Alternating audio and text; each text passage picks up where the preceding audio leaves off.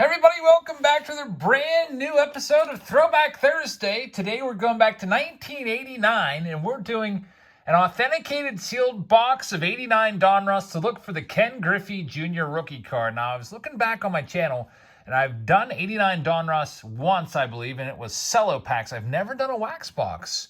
So that was about 2 years ago, I think I did that video. Now we're going to try it one more time and go after the Griffey.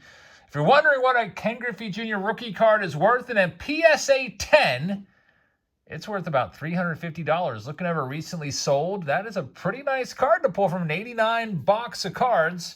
This is an authenticated sealed box. I picked this up at the National back over the summer. You can see it is authenticated by Ripping Vintage Packs, which is an alternative to the baseball card exchange. They do the same kind of deal that the BBCE does. Except I don't know if I've ever opened one of their boxes before. So basically they just check out the packs, make sure that they are all legit, and let's see what we can find in here. So thank you very much for watching, everybody. This will be a personal rip for myself. I'm hoping to find a Griffey or two. Let's see what we can find in this one. So I loved 89 Donruss as a kid. I'll tell you what, it was 89 Topps and 89 Donruss most of the way for me. My first year of collecting, these were so affordable. I feel like they were. By the way, this box is just pristine. Look how sharp the corners are on this box. Very, very nice box right here. And I don't know. I have the urge to do what I used to do when I was a kid with these packs, and that is smell them. Yep, let's just start ripping these. I always loved smelling wax packs as a kid, and these smell good, meaning they smell like they've been stored in a nice, clean, dry place. So if this is your first time seeing 89 Donruss, by the way, that's what we're looking for, that rated rookie with the purple border at the top and bottom. Hey, Dave Stewart, who's kind of the player of the week. There's Bo Jackson, nice one right there. We'll put that one aside. Not a ton of value to that. That's not a Bo Jackson rookie card or anything, but I used to love that card when I was a kid, and I used to just love Donruss so much. One thing that I disliked about Donruss is they would only give you the last 5 years of performance. So, like, for example, you wouldn't be able to see all the years of Bob Forsch's career, just the last 5. But I used to really love how they would give you the contract status. They would tell you how the player was acquired, and they would give you career highlights. So I felt like I used to know so much about all the players from back in the day just for that reason. I used to read the back of all my baseball cards, especially the Donruss. There's a Gary Sheffield rated rookie card. So Sheffield rookie, he's in the 500 home run club. We've got Goose Gossage as well. He's a Hall of Famer. I guess what I'll do for myself is I'll put aside all of the big stars of the era. There's Jose Canseco. That's an MVP card. That's a nice little set, a little bonus card right there. MVP. They also have Diamond Kings as well in this, which is another little subset. They got the rated rookies as well. You'll see some busts from this era, guys that just never really became major stars. And then you'll see the big stars of this era and the guys that ended up being great. There's Eddie Murray. He's a Hall of Famer. There's Frank Tanana, Steve Sachs, Dave Righetti. There's good old Mel Hall and Dennis Eckersley, who's a Hall of Famer. We got Danny Tartabull. Pete Incaviglia, who was terrible. Sandy Alomar is one of those guys that I would probably consider a bust. There's Mark McGwire. I used to like that card as a kid a lot. McGwire, of course, one of the big stars of this era. Now, Alomar had a great career, indeed. He was an awesome player. He had a nice, long, successful career, but never really became a superstar. And, his cards were worth a lot when he was a rookie, and they never really regained that threshold. There's Robin Yount, who's a Hall of Famer, and a Kirby Puckett as well. MVP card of Puckett. Hall of Famer Kirby Puckett. Carlton Fisk to go along with it. Still no Ken Griffey Jr. And Mark Davis is the last one right there. Mark Davis won a Cy Young. I think it was in '89 as a closer. Lights out season for Mark Davis. Let's see what we've got in the next one. Good old Craig Lefferts. Kind of a good name for lefty Lefferts. And Andy Van Slyke. I used to love that card as a kid. Used to love Van Slyke. He was my favorite player when I was growing up there, at least when I first got into the hobby. We got Ryan Sandberg, who is a Hall of Famer. Fred McGriff should be a Hall of Famer, so much so that I take him and put him in with the stars. I bet you he gets in someday. Gary Carter's another Hall of Famer. Rafael Palmeiro, that's a guy who you would think would get in the Hall of Fame, but he may have really just, shot himself in the foot. Dale Murphy will likely get in the Hall of Fame someday, in my opinion. Rafael Palmeiro went right in front of Congress and jabbed his finger to the table and said, "I've never done PEDs, period." And he really emphasized the word period when he spoke. There's Barry Bonds, one of my favorites. I used to love that card as a kid. It was always in my binders. But anyway, so Palmeiro goes in front of them, and then I think it was like 2 weeks later he tested positive for PEDs. There's an Ozzie Smith. He's a Hall of Famer. And then he blamed it all on Miguel Tejada and said it was Miguel Tejada's fault. There's Tim Raines, Hall of Famer, and Jose Canseco, another big name right there. Now, one thing I'm noticing about these cards, I don't know if you're noticing this as I am, they're a little miscut, just a tad bit maybe. Don't the tops look like the borders are maybe like 40-60 from top to bottom? There's Wade Boggs and Don Mattingly, two other great cards right there. Love Don Mattingly. Don Mattingly was my dad's favorite player when my dad was, when I was a kid, when my dad was probably in his like 30s or whatever. But I remember whenever I needed a go-to gift for my dad, it was just to give him some Don Mattingly baseball cards. There's Cal Ripken Jr., there's Mike Dunn, and we've got Barry Larkin, Hall of Famer Barry Larkin. So lots of Hall of Famers. Another one right there, and Robbie Alomar. We haven't seen the Randy Johnson rookie card yet. There's Van Slyke. That's kind of, now that I think about it, kind of a funny picture of Van Slyke. He's looking pretty smug right there, but for good reason. He was one of the big stars of the game. I mean, if you have an MVP card in a baseball card set, you can be a little bit smug. There's Tim Burke, Terry Steinbach, Tom Candiotti, the knuckleballer there, Fernando Valenzuela, Ricky Henderson. I used to like that card a lot as a kid as well. Henderson was always a guy that I wanted his rookie card, could never afford it. Jack Morris was a Hall of Famer, which kind of shocked me. If you would have told me as a kid, hey, Jack Morris is going to be a Hall of Famer, I would have been like, no way. He's a 5-cent guy.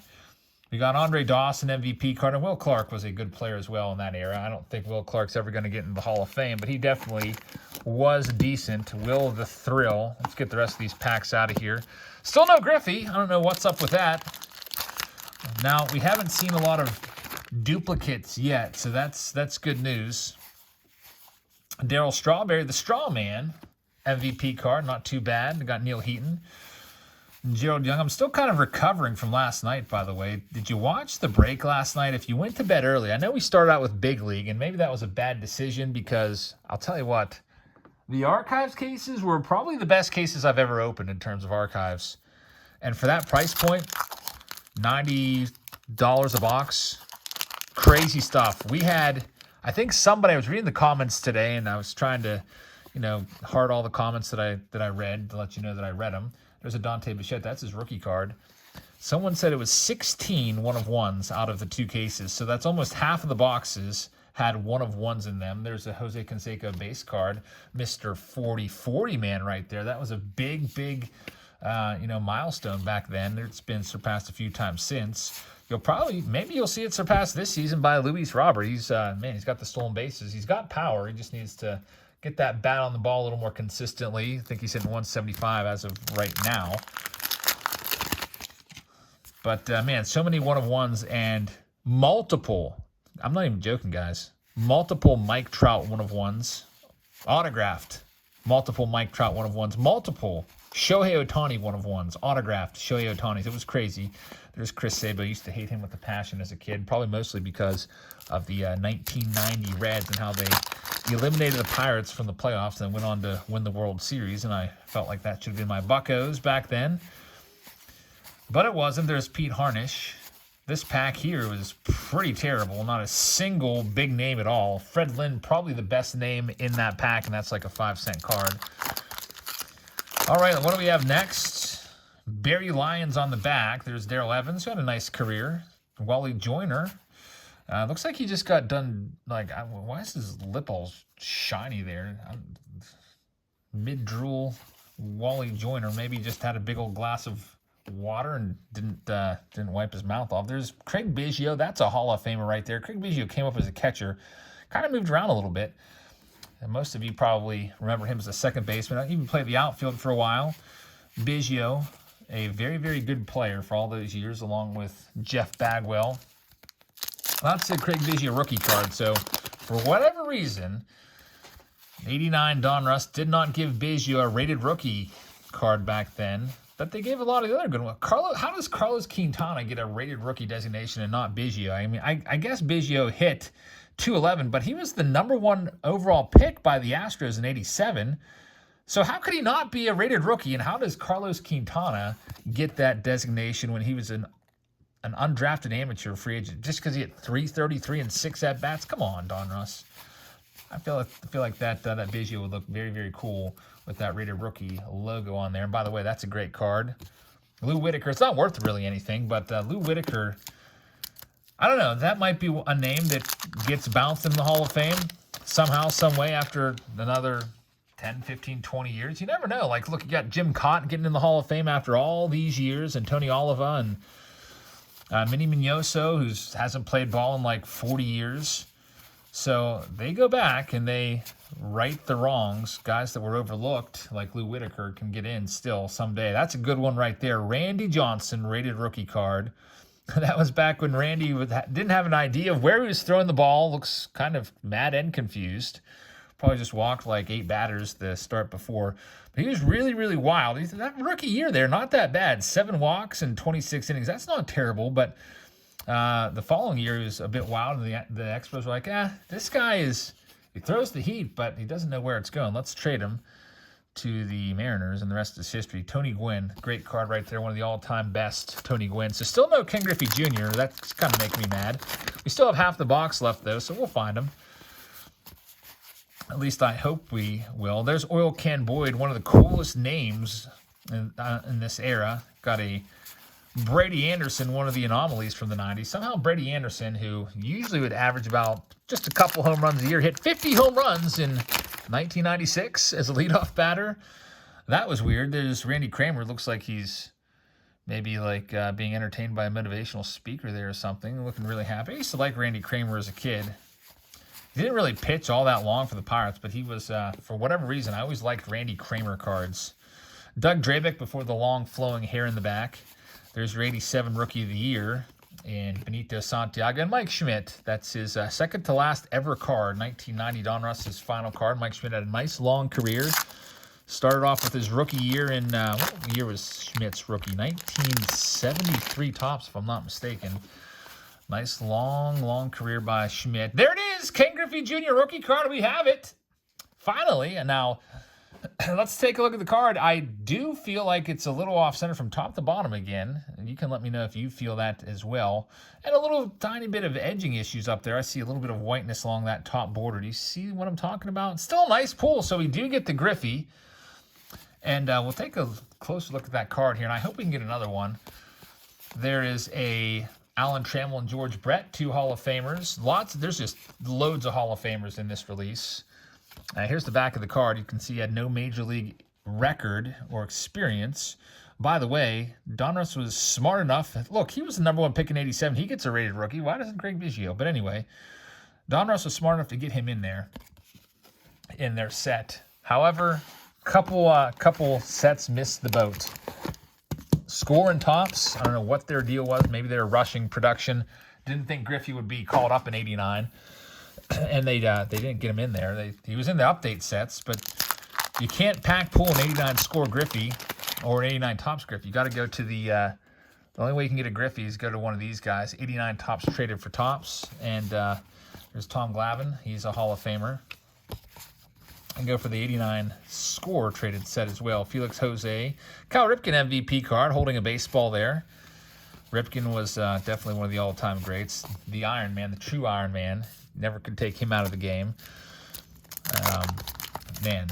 Breaking Lou Gehrig's mark. That was when people cite things that saved baseball. Everyone usually points to McGwire and Sosa. I'm going to do a little super rip here on this stack with their home run chase of 1998, where they were battling back and forth for Roger Maris's record, which was 61 home runs that he hit in 1961. Most people credit that, but I'll tell you what. Cal Ripken kind of got it going a couple years prior when he broke Lou Gehrig's record. That was a big moment in baseball history. And I'll tell you what, I remember watching that game live. I didn't have cable growing up, so we had to go over to our neighbor's house, who was an elderly man. He was probably like 85 years old. His name was Mike. And he was a truck driver, sometimes would curse like a sailor. He used to cut his grass for him. He used to tip me with baseball card packs, but I remember sitting there on the floor watching that and watching Ripken round the infield there in the outfield, doing his victory lap as Greg Maddux once the game was official after 5 innings. That was a moment I'll never forget. And Kyle Ripken kind of broke the mold for shortstops, too. Big-bodied shortstops. Ripken was, I think, 6'4", kind of opened the door for other guys to do it. Guys like A-Rod and all those big-framed, power-hitting shortstops of the 90s. We've got Ozzie Smith MVP card. Nice one right there. Kind of makes me want to go and open a box of 79 Topps again. I did that a long time ago. It's been a long, long time, and I don't know. I would like to go after that Ozzie Smith rookie card once again. Hopefully we don't have any issues with the box like we did before. Nothing really going on in this stack. Got a couple cards. There's Paul Molitor. He's a Hall of Famer. Dave Winfield right behind him. Kenny Williams, Johnny Ray. I should go after the Johnny Ray / Barry Bonds era card from, I think it's 87 Donruss opening day, where there's a Barry Bonds card that features Johnny Ray. It's a pretty valuable era card. There's a Fred McGriff Diamond Kings. It's a nice one right there. Kevin Gross. Didn't like him as a kid. Couldn't tell you why. Probably just because his last name was a bit weird to me. Mike Devereaux. That was a name none of us could ever pronounce. And the true Curt Schilling rookie card right there. 1989 Donruss. I think you'll see Curt Schilling get in the Hall of Fame someday. Curt Schilling lost some support in his final year of eligibility on the ballot this year. He literally said, you know what? Don't even vote for me. I don't want your vote. Talking to the writers, he was kind of miffed that they were basically punishing him for his conservative views and said, you know what? If you don't want to vote for me, I don't even want your vote. I'll just get put in by the guys that I faced. And that would mean more to me being picked by them than you folks. So I think you'll see Curt Schilling get in eventually whenever he's up on the ballot. Usually they go through these different era committees, like got the Veterans Committee and the like New Era Committee and the I don't know, maybe there's 3 or 4 different committees, and they vote on different eras every so often. So Schilling wouldn't be eligible every year, but maybe like every 4 years his name would be on a ballot. He can get put in by guys. That's how guys like Harold Baines got in. Harold Baines had a whole bunch of connections led by former manager of his, Tony La Russa, that got him in there. A lot of people think that Harold Baines shouldn't be in the Hall of Fame. He definitely had a great career. Personally, I think if you stack his stats up against some other guys that are outside of the Hall of Fame, it just doesn't seem quite right or fair. Usually, when you think of the Hall of Fame, you think of the best of the very best, like the top 99.7% of players aren't in. It's only the best that get in. I don't think Harold Baines was that. There's a Kirby Puckett, George Brett. 2 nice ones right there, Andre Dawson. So we're getting some repeats now. And let's see if we can go for that Griffey one more time. I'll take out the Schmidt. And there it is. We got 2 Griffeys. So how about it? I'll take that. So we are 2 Griffeys for the box. Nice. I was a little worried, in fact, that we wouldn't find a Griffey at all. So much so that I had an unauthenticated box ready to go just in case we needed to keep on going. I picked this one up for $30. I don't know when, but usually these boxes you can buy them for about $30. Now the authenticated sealed box, I can't remember what it cost me. It may have been $50 or something. You pay a little more for authentication. And I figured, what the heck? Let's just do this. There's the good old Alex Madrid, which people used to sell on eBay for crazy amounts of money. And Orel Hershiser, 59 and counting. How about 59? Was it 59 in the 3rd consecutive scoreless innings, which is absolutely an insane streak. There's Curt Schilling rookie card again. Very nice. Tony Gwynn. We still have about a good handful of cards. That's Edgar Martinez. It's not his rookie card. His rookie card's 88 Fleer, but that's a good one. And a John Smoltz rookie. Very nice. John Smoltz, I'll take it. Smoltzy. So I think we've pretty much seen all the good rookies off the top of my head. We saw the Smoltzy just now. We got a couple Griffies. We saw the Randy Johnson. We saw the Biggio. We saw the Sheffield. There's my buddy Frank DiPino. Got to do a little sit down with him and open a box of cards. We've seen 3 Dante Bichette rookie cards today. Be nice to pull a 3rd Griffey. I like that. I used to love that card as a kid. With the 40-40 Club, it's like, wow, this card's so cool. It says 40-40 Club on it, like it was like a super fractor or something. But then again, I was only 8 years old, so little deviations from the original design meant a lot to me. There's Wally Joyner. Craig Biggio again, so 2 Craig Biggios. We've got just a little stack left. Before I go to the stack, I want to let you know that we're giving away an entire case of Heritage. If you haven't already done so, make sure you subscribe to the channel. Make sure you comment in this video and any video that you watch in April. I'll choose 1 commenter per video. Like those videos, I'll put all the commenters chosen. So if I post 40 videos this month, there'll be 40 different people in the Saturday Showdown on April 30th. I'll give you a free pack of cards. If you choose the lowest numbered card out of your pack, or if you get the lowest numbered card out of your pack, you'll get the entire case of Heritage. If not, you'll walk away with nothing, but at least you had a shot. And thank you everyone that has participated. I like reading your comments every day. Lots of good comments out there. Some folks just don't get it, and they just, I can tell the folks are lazy about it and just say like, hi, hi, hi, hi, hi. Because the comments come up in order of when they're left. So if I see that you left like 30 comments within the span of like 3 minutes, I feel like you're a bit spammy, and then I just block you. So please give thoughtful comments. It doesn't have to be a book, just a sentence or two of original thought. Somebody the other day wrote algorithm, algorithm, algorithm, algorithm, algorithm. And it was just like, okay, what is this? There's Ken Hill, the Brian Harvey, Ray Hayward. That's a card that I don't know if I've ever even heard of Ray Hayward ever in my life. There's Tom Gordon. That's D. Gordon's dad. He was a good closer back in the day for a few years. And our final card, can we get another Griffey? Doesn't look like it. It's going to be a checklist. Last card's going to be Scott Terry. So we got 2 Griffeys. I find that to be a success. We got a couple Biggio rookie cards. We got 1 Randy Johnson rookie card and a whole bunch of Hall of Famers all right here. So overall, I think that was a good box opening. That's 89 Donruss, everybody. 660 cards in the set. Those boxes are pretty affordable. You can pick up a box for probably like $30 and go after a Griffey, and hopefully you can get a PSA 10.